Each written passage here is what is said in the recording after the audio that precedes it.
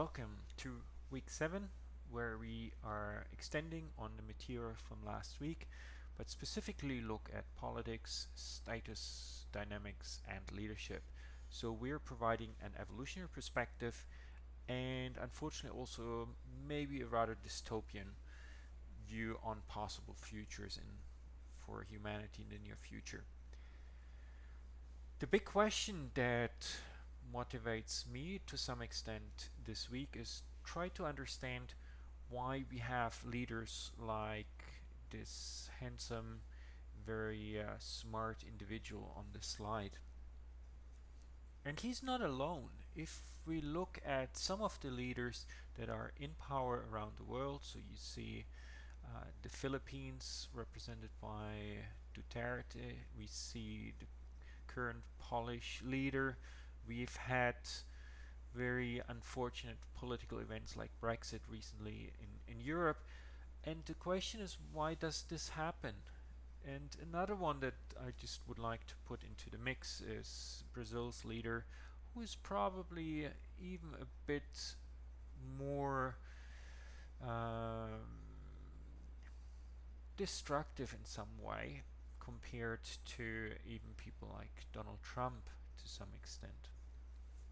So the question is, how can we make sense of something like this from an evolutionary perspective? Why do we support leaders like this? And this is not really a modern question. These questions have been asked by people for at least 500 years. Let's switch back to 1532. A lot of things were happening during that time. So, for example, Francisco Pizarro, he was conquering the Inca Empire and he tricked Atahualpa, the Inca leader, in entrusting him, and then he eventually was executed and the Inca Empire fell. We have the small Celtic League, which was a union of Central European little states that banded together in order to protect the recently created Reformation movement within the church. And in 1532 we had the Nuremberg Religious Treaty that for the first time protected religious freedom in Central Europe.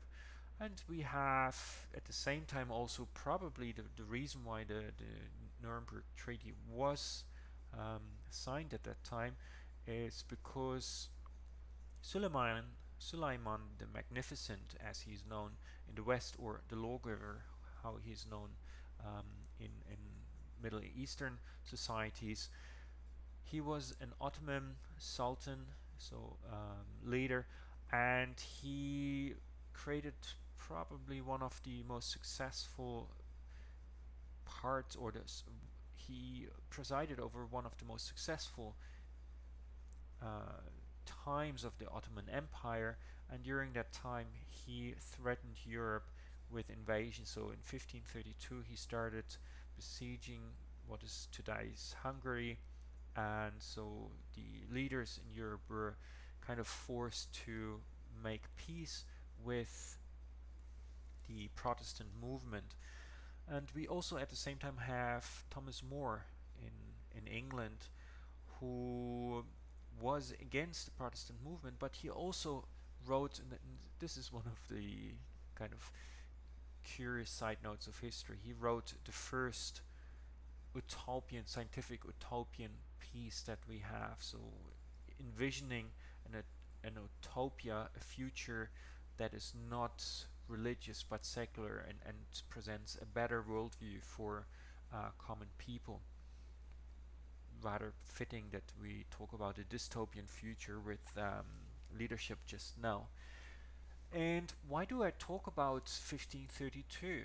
The reason being is that Etienne de la Birch, I hope I pronounced that correctly, he was a 22-year-old law student who raised exactly the same questions. Why do humans accept tyranny when they would have the chance to overthrow these tyrants rather easily? It is also he wrote this book in or this essay during his study, sometimes around 1532, 1533. And curiously, that's also the same year that Machiavelli, after his death, Machiavelli's most famous piece, The Prince, was published, which argued that for leaders to achieve goals, the the end goals justify any kind of mean to get there. So kind of putting politics into this kind of negative light that we often apply to this today. But let's get back to Etienne. I put some quotes here to just give you a bit of a feeling for the questions that Etienne was posing in the essay that he wrote. So a tyrant has nothing more than the power that you confer upon him to destroy you. Where has he acquired enough eyes to spy upon you if you do not provide them yourselves? How can he have so many arms to beat you with if he does not borrow them from you? The feet that trample down your cities, where does he get them if they are not your own? How does he have any power over you except through you?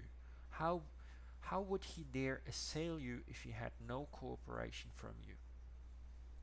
And the solution to this problem is, according to the essay that was written about 500 years ago, resolve to serve no more, and you are at once freed. I do not ask that you place hands upon the tyrant to topple him over, but simply that you support him no longer. Then you will behold him, like a great colossus whose pedestal has been pulled away, fall of his own weight and break in pieces. Very profound questions if you think about the structures of human societies. And the question now is, how can we look at these questions from an evolutionary perspective? How come that we have these tyrants emerging first of all and then holding sway over large populations that could actually easily get rid of these tyrants? What can explain, coming back to these 500-year-old questions, what can explain the motivations to believe and submit to these tyrants and support them in some way? So this is what we're trying to look at this week.